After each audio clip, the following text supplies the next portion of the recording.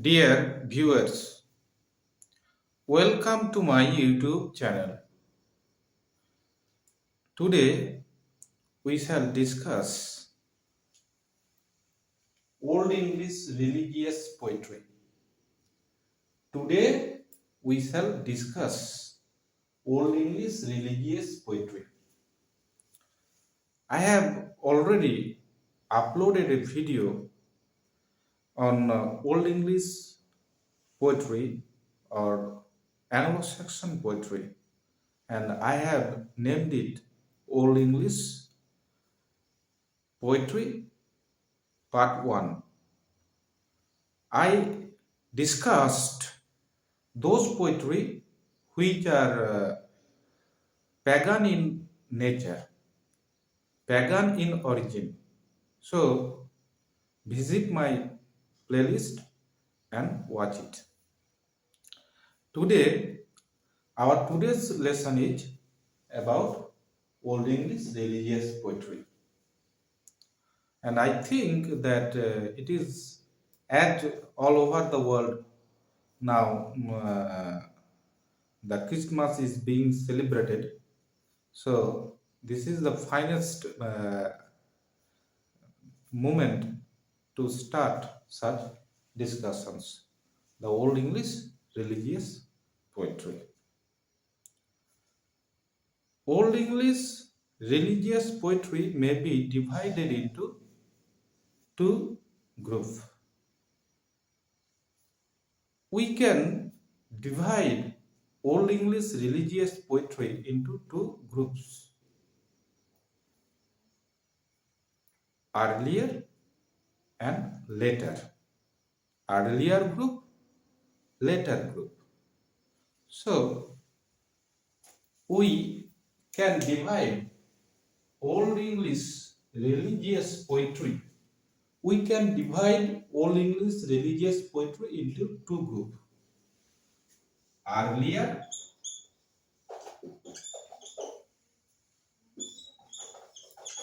later. Earlier group, later group. The poems in Junius manuscripts fall in the earlier group, while poems in the Exeter and Varsity books fall in the later group. Junius manuscripts, Junius manuscript, Exeter and Varsity book. Junius manuscripts, Exeter and Varsity books.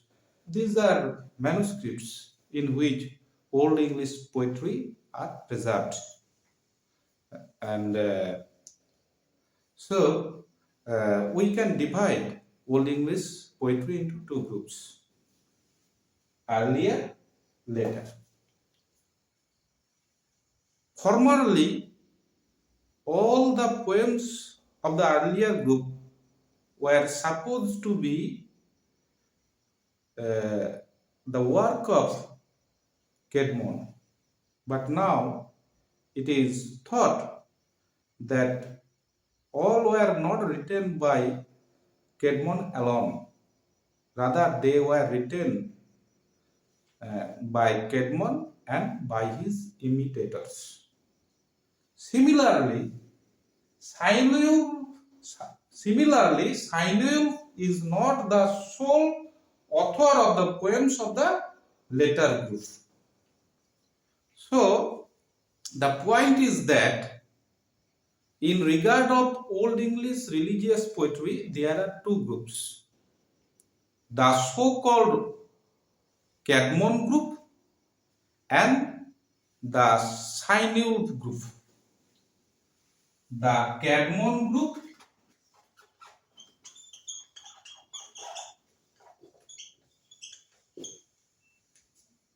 the Seinwulf group.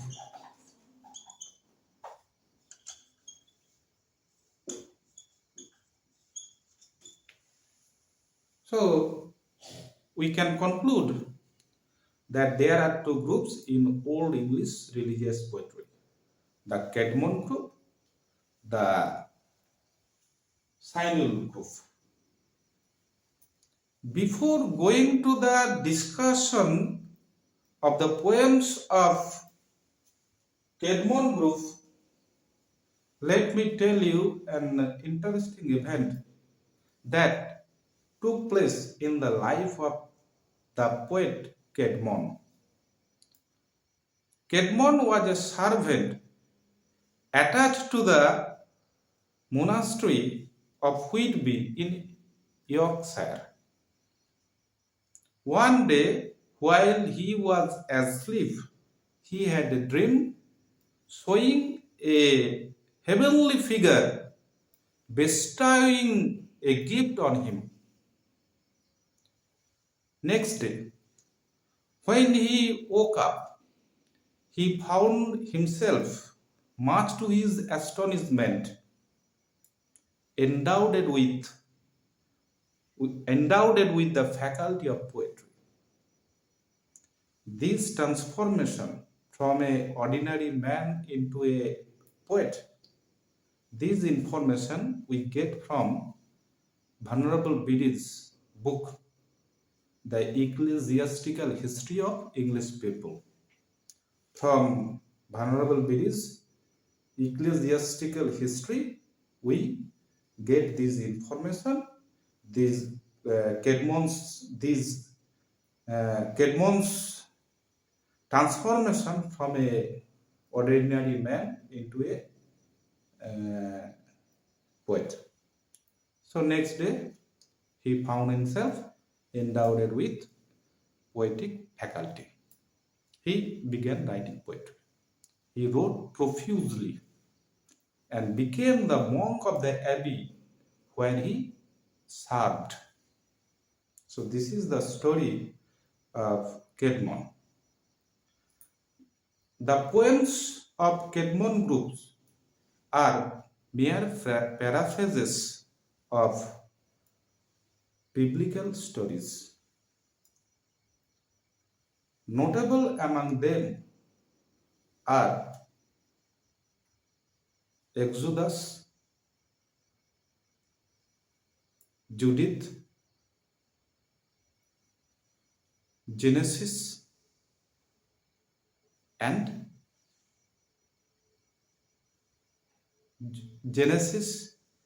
Exodus, Daniel, and Judith.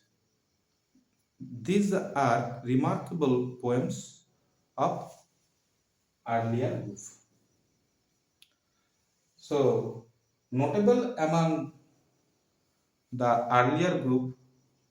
poems among the earlier groups are Genesis, Exodus, the book of Daniel, and the book of Judith. Genesis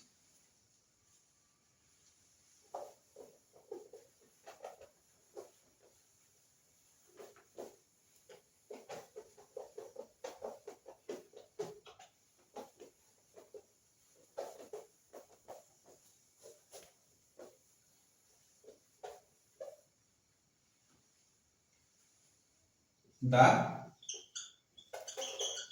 Caedmon group. The Caedmon group. The Caedmon group. Poems among Caedmon groups. The notable poems among the Caedmon groups are Genesis, number 2, Exodus, number 3, Daniel, number 4, Judith. Genesis tells the story of creation and the story of Satan causing the fall of Adam and Eve. and the character of Satan, as portrayed in the poem, foreshadows Milton's Satan in Paradise Lost. So this is Genesis. Exodus, as the title suggests, relates the escape of the Israelites through the Red Sea and the destruction of the Egyptians. Exodus.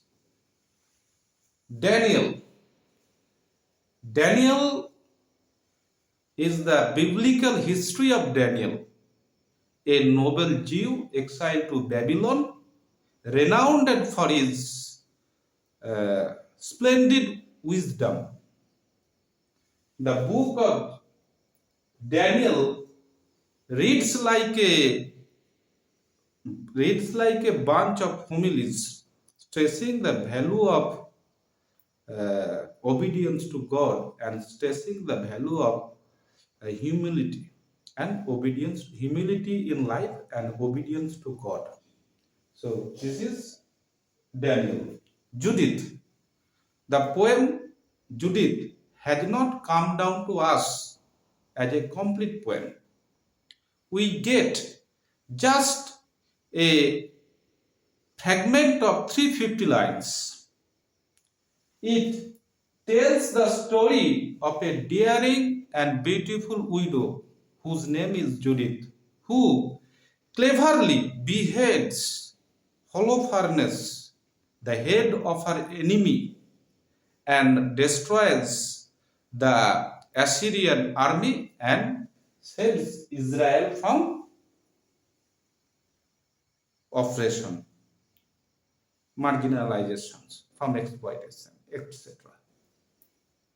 Now we shall move on to the poems of Samuel group.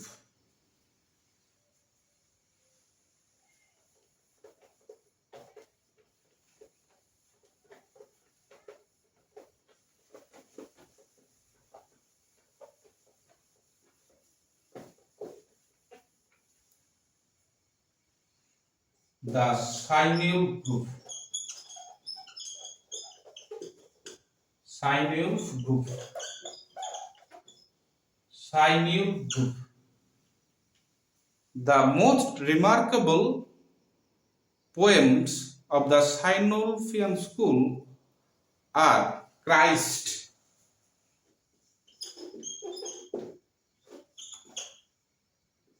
Juliana, the fates of the apostle,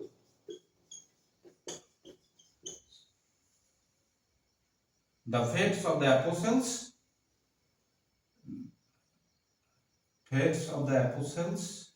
Christ, Juliana, fates of the apostles, Ellen.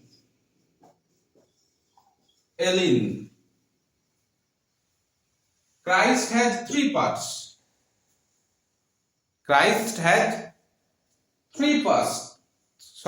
Three parts. Number one, advent of Christ. The advent of Christ, the advent of Christ, to ascension of Christ, and number three, Christ's second coming. Next, Juliana.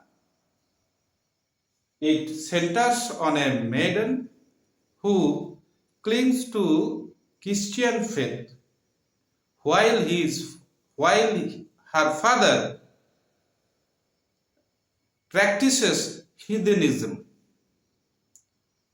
It so happens that her father sends Juliana to a heathen suitor who takes her to a long course of torture as she refuses to give up Christianity.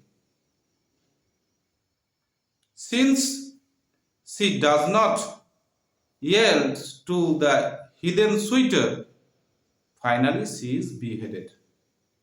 On account of her on account of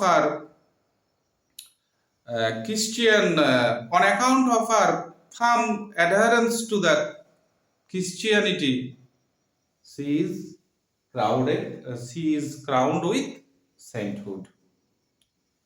So, Juliana, in a word, a tale of Christian martyrdom.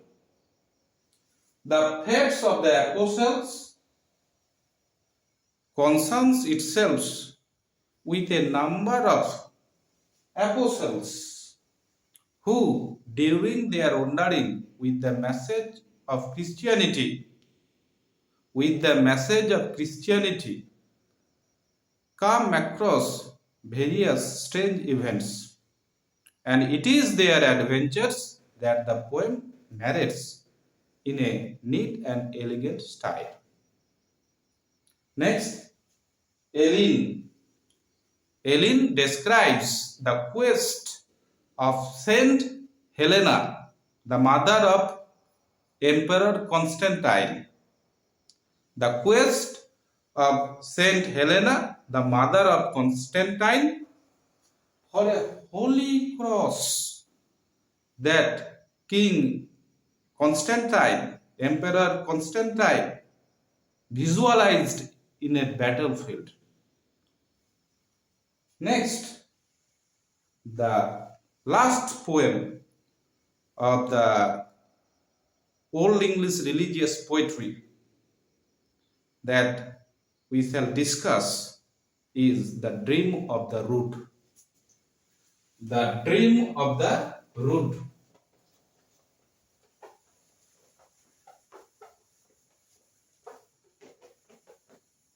So our last poem today, the last poem that we shall discuss is The Dream of the Rood.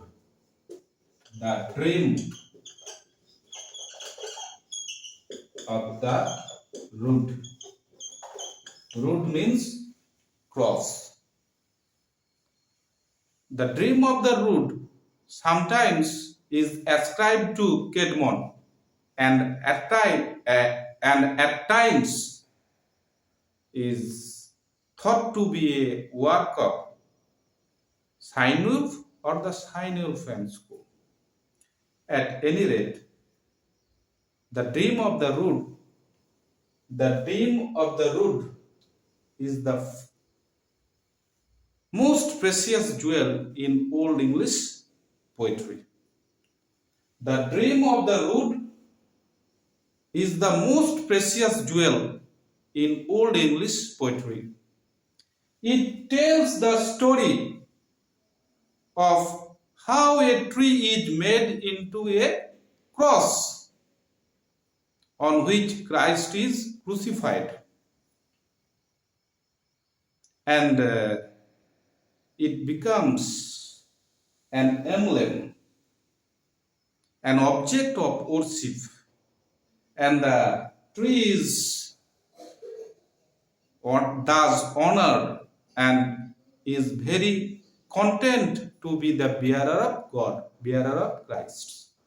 So this is all about the Dream of the Rood in a nutshell. So I hope you got it, and please subscribe my channel. Thank you.